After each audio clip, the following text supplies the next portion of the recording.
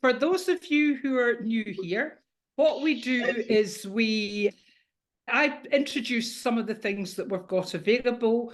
We cover 2 or 3 topics tonight. Just listen up. It's really all about listening up.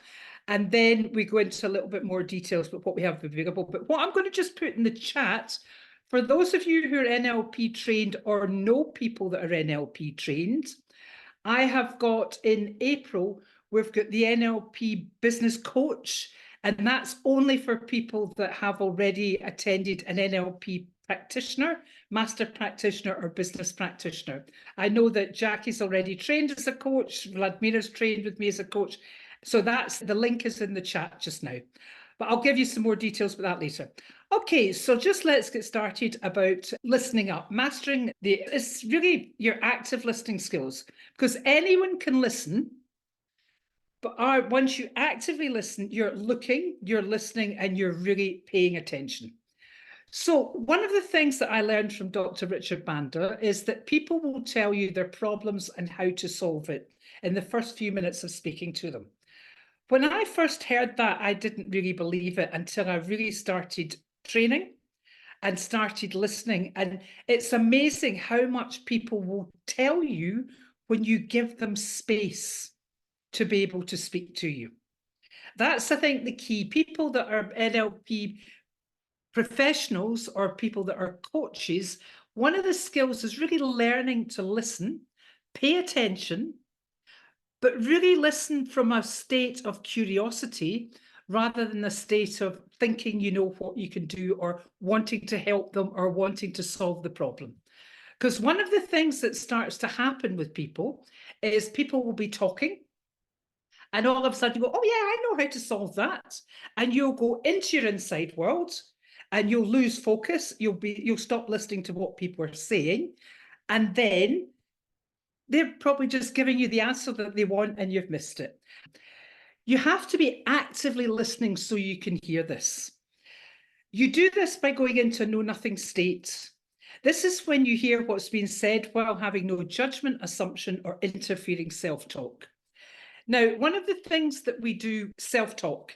Do you all know what your self-talk is? You could just nod or put the thumbs up. All the time we are running a soundtrack. And when we're running a soundtrack in our heads, we are shutting out things that are in the outside world. We're shutting out half of what people can say to us. So when we're talking about know-nothing state, John Grinder has actually got a lovely description of this on YouTube. If you go into YouTube, John Grinder, know-nothing state, he gives a beautiful explanation of it. When you're working with a know-nothing state, what's happening is you're listening, but that self-chatter is shut down. And one of the quickest ways, let me show you a way to do this. I'm going to show you 2 ways. One is a physiological way, and the other one is by using language.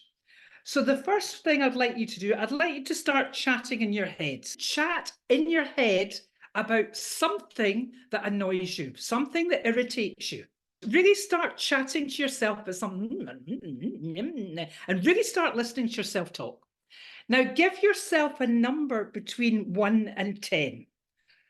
1 being doesn't bother me at all, and 10, that's really interfering with allowing me to think clearly. Just quickly give yourself a number, okay?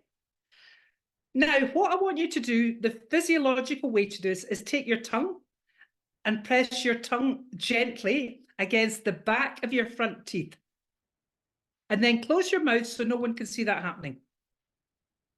So has your number gone down? Put your hand up if the number's gone down. Those of you who found that number's gone down, put your hand up. Okay. So you can do this. There you go. We almost got 100, but I don't know. But if you can let me know, Lawrence and Mike, can just stick in the chat if your number went down. So what that does, it's not magical. Even when we're speaking to ourselves, our tongue is moving microscopically. All you're doing when you press your tongue there is allow your tongue, you're stopping your tongue moving. When you stop your tongue moving, you stop your self-chatter. When you stop your self-chatter, you only get a few seconds and then it will start off again. So you've got to give yourself a command. And the command has got to be 1 or 2 words. One of the worst things that people can do is they're listening to their self-talk and they're going, stop talking. I've really got to stop talking to myself. I was really listening. And they're getting into this complete conversation with themselves. So it's that. And then you just go, if you're in a conversation and you're finding you're getting distracted with the chat, you just say to yourself, focus or listen or pay attention. But you say it in a very command-like tone, just command yourself. Now, that doesn't always work for everyone, the putting their tongue against their teeth. So the other one you can do is you can tell yourself silently and mentally, stop. Now, I don't want you all walking about and shouting, stop in the middle of a meeting when you're trying to make attention. That becomes ridiculous. But you say inside your head. So again, take yourself back up to the number, start that self-chatter. So allow your self-talk to just, so what we're doing, Claire's just come on, we're doing an exercise here where you're letting your self-talk chatter about something that really is annoying you. And this is that, and they did that. You're doing all this thing in your head. Then you go and give yourself a number between 1 and 10. 1 is it really doesn't bother you, and 10 is this is really intrusive and I can't think of anything else. Then you said to yourself, stop, silently and mentally. You don't shout it out, but you shout in your head, and then you give the command, pay attention, listen, focus. You can do this also if you're really stressed about something and you're running something in your head. You can say to yourself, stop, breathe. In fact, do that now. Just tell yourself, stop, breathe. Notice what that command does to your body. It just tells it actually gets you breathing straight away. So this is all to create a know-nothing state, a state of listening where you're not distracted by your own self-talk, so you can really listen and watch the person that you're listening to.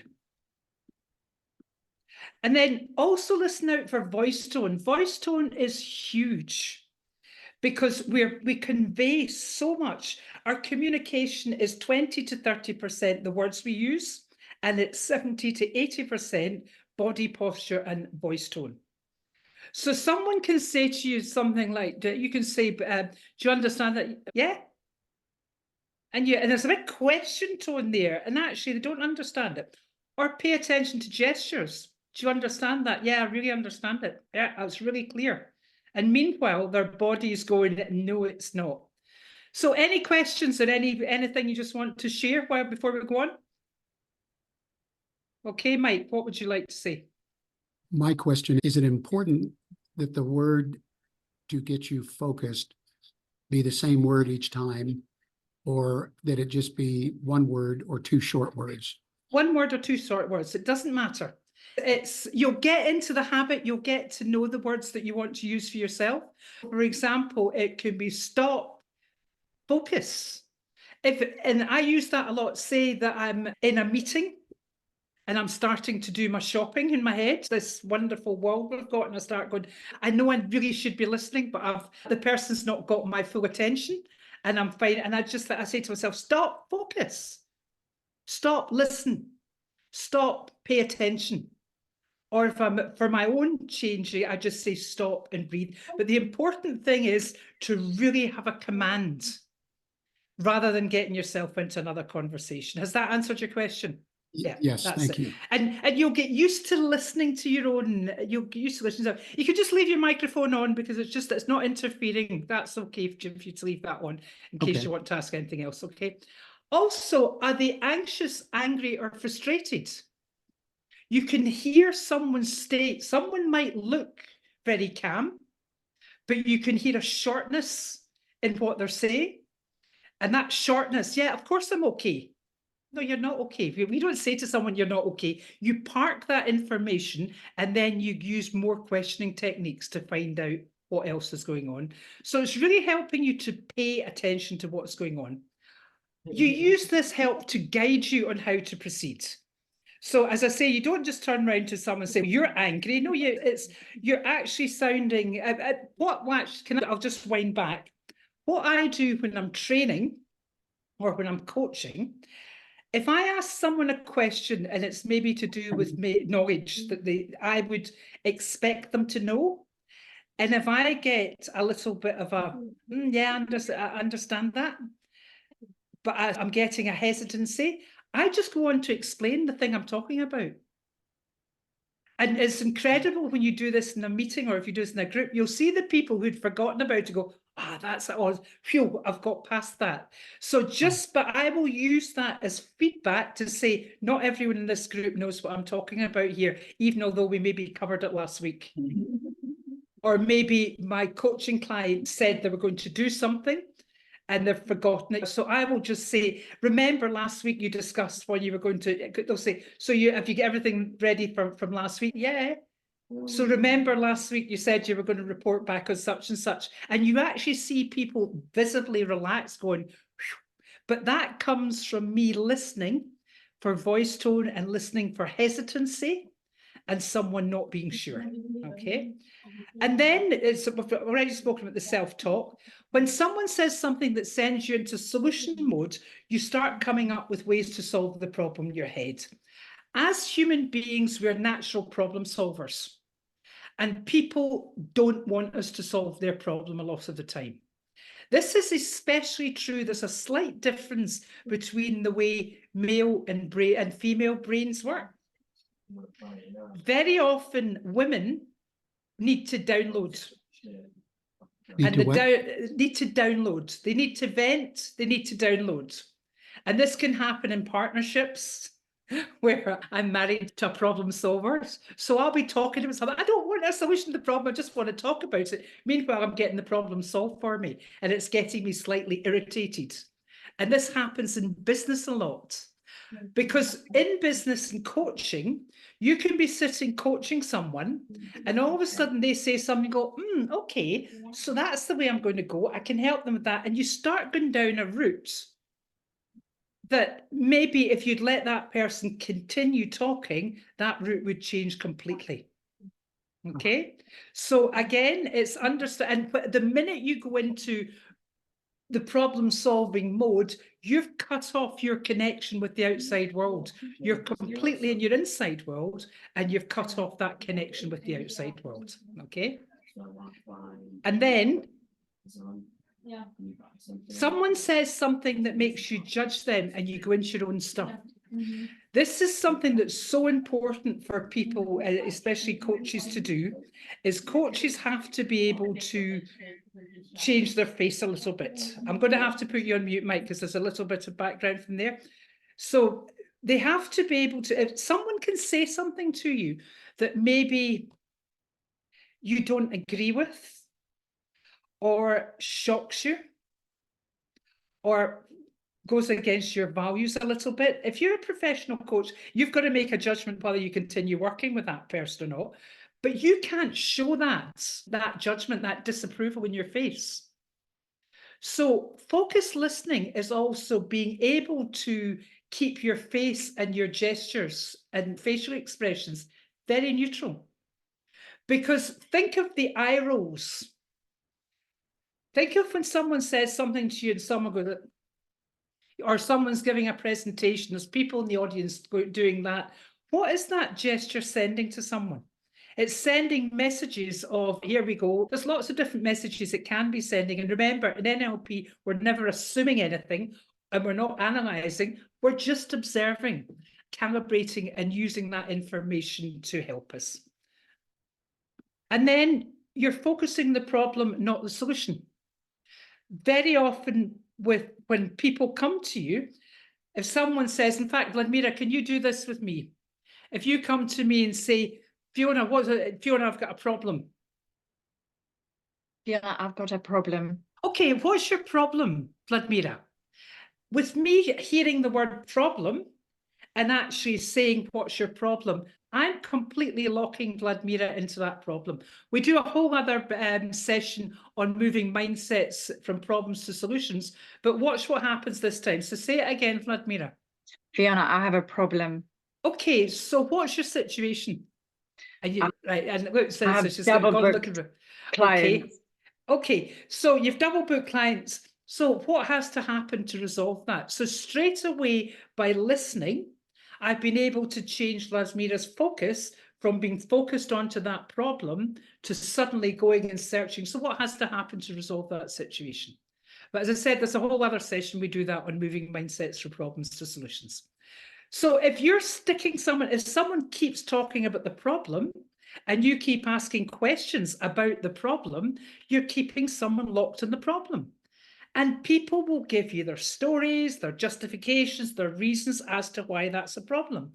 Instead of listening to no, they're really focused on the problem and saying things like, so what has to happen to resolve this? What has to happen to change this? Yes, Mike? Okay. Could you do another example where someone makes a problem statement and you rephrase it back to them? Okay, so give me a problem. Give me some problem that you've got. I've got a problem with the girl on the front desk. She's not presenting the best image. Okay, so tell me a wee bit about how she's not, and so what I'm doing, tell me a wee bit about how she's not presenting. I'm getting you onto talking about that situation. And the more I get you talking about that situation, the more it becomes a really solid situation. That's me going down the problem route with you, okay? So what I would say is, okay, so how do you want her to be in the front desk? So you go right in the solution mode. I just ask a solution question. Okay. So how do you want her to be at the front desk? What has to happen to help her? And from that, just even there, that's telling me that's probably a strategy problem because there's some training required.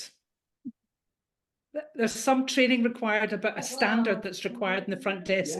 So again, just by listening, because we create our questions from what we hear. So when you're listening, if you start questioning about the problem, all you'll do is get more and more information about the problem.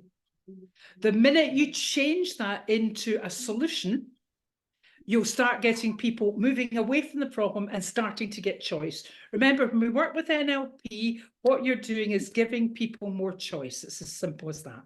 Okay, has that answered that for you? Yeah, okay, fantastic. And then you're not with the person and letting your mind wander. That's, again, what we were talking about. They've bored you. And we get bored as human beings very easily. And it's really important, especially as a business leader and a coach, that you learn to keep your focused attention on people.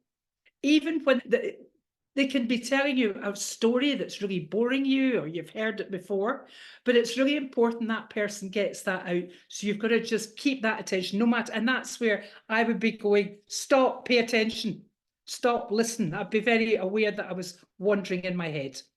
Also setting your intention to tell your brain what you want to focus on. When I'm working, I'm a coach and I train people to NLP business coach level and business practitioner level.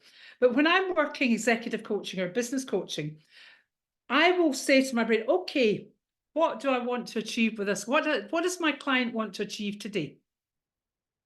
What do I want them to achieve? So I will ask them, what's your expectations for this session? And depending on what they say, I will keep listening out for things that they're saying about that. I will keep them focused. My questions will keep focusing back onto that specific situation. Because the human brain goes off in tangents. And because the human brain goes off in tangents, we can be talking about one thing here, and 5 minutes later, we can be away over working on a completely different situation. So again, it's training the brain, training your brain to keep focused. What am I listening for? How do that person's, and especially if you start to say to yourself, okay, what's their problem and what's their solution? I do that. I set that intention. I'll start with listening, saying, okay, I'm going to listen out for what their problem is and what their solution, and I just keep letting them talk. I ask questions. And those of you who've worked with me, you'll know when I'm doing a demonstration where I've got no idea where I'm going, I'll keep doing that. And then all of a sudden, I know where to start with them. But it comes from the intention that I want to get the quickest and the biggest shift in someone. Okay. So see what happens when you set your attention to really hear what your client's problem is and pick up the clues as to how they will solve it. Okay, so what I'm going to do is any questions before I put you into breakout rooms? Let's go in for 10 minutes, 10 minutes. Just have a chat with each other about maybe some of your tips for focused listening, or maybe talk about some of the things that you've learned. Get to know each other, because this again is a little bit of a networking. I'll just put the recording back on again. So what did you get? Let's very quickly, what did you get from that? If you want to share, maybe Claire. So what did you get from the focus listening? Yeah, just that sometimes just allowing a client to talk and for you to really listen, you can then discover patterns in the language and in their behaviors. Sometimes they might not know what they're looking for or trying to resolve. And then you can, by pulling all of this together, you can start to identify what they don't know they're trying to resolve, and you can then explore that area. Yeah, so it's by really listening, you find that people will tell you more and more. And what happens very often in coaching is that someone will say they want to achieve something, and that's not the goal at all. And when you really listen and explore and get them talking and listen and explore, you start to, as you said, you start to pull out what do you really want. And that's when you become a really good coach. And as far as I'm concerned now, anyone who's training in NLP, you're moving into coaching, because that's where the NLP is going. It's going into coaching structure. So if you're not already coaching people, we're finding that's where anyone who's qualifying now is all moving into coaching. And the coaches who are not NLP trained, it's quite fascinating how their skills really go up when they become NLP trained. Okay, Mike, what did you get from that? Thank you, Claire. One of the things I got from our brief interaction in the breakout was now I'm going to look at your schedule for training. Okay. And look at my schedule, because I like your training style.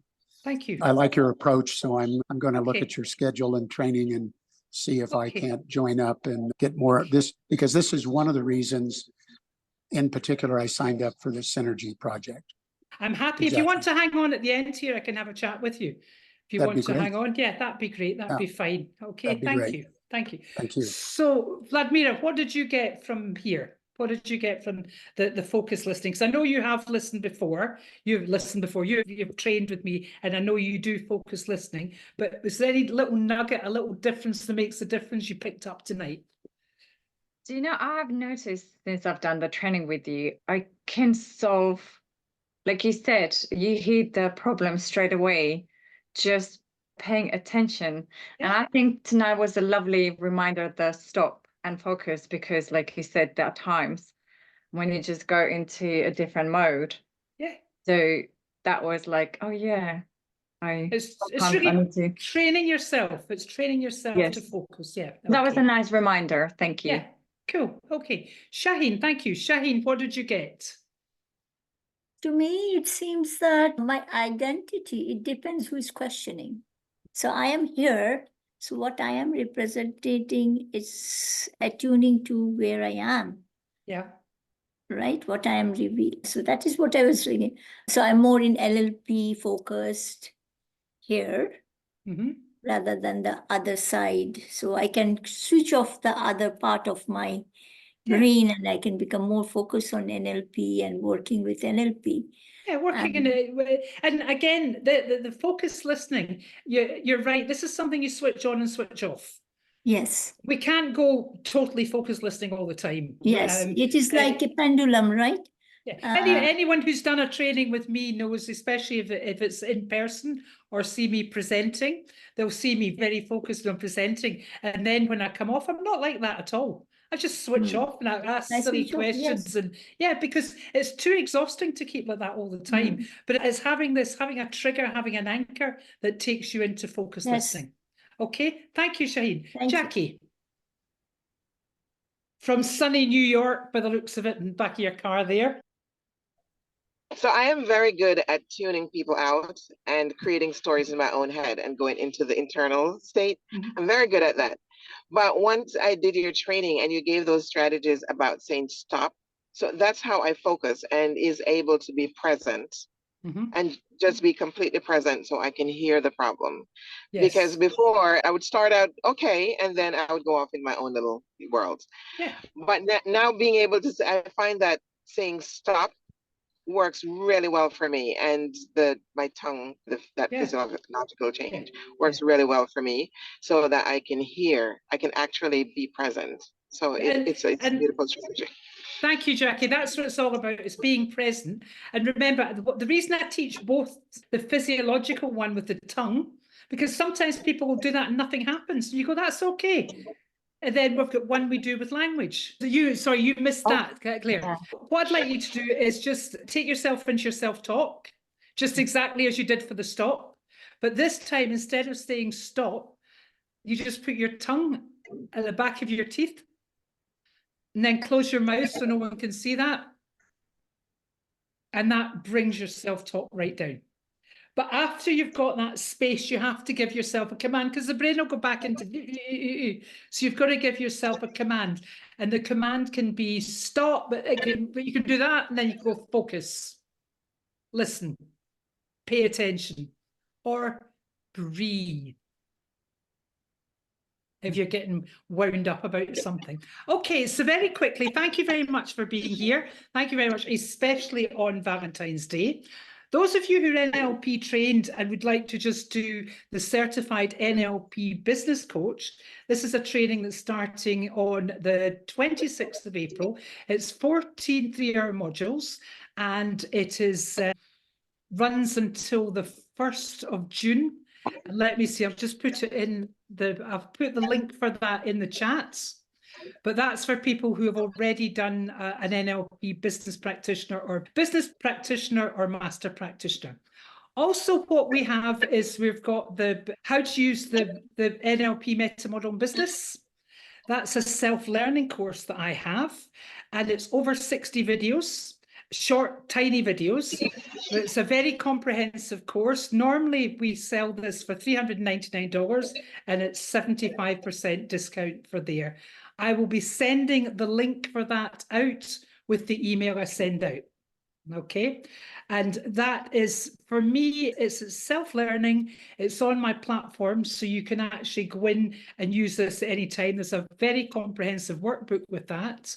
And as I teach NLP for business and coaching, so it's all business examples, and it's all the language pattern breakdown. Okay, so thank you very much. That's 1946 UK time. Next week, we're covering the VAK, the Visual Auditory Kinesthetic Communication Model. We'll probably have more faces next week, but thank you for being here on Valentine's Day. And if you want to hang on, Mike, I'll have a wee chat with you, and everyone else, enjoy the rest of your day, evening, or wherever you are. And we'll see you next week. Okay, and lovely to meet you, Claire. Any questions, just send an email to fiona@theprofessionalgrowthcompany.com, and I'm happy to jump on a call with you. Okay, so I'll put the recording off. Take care, and thank you for your support. Bye.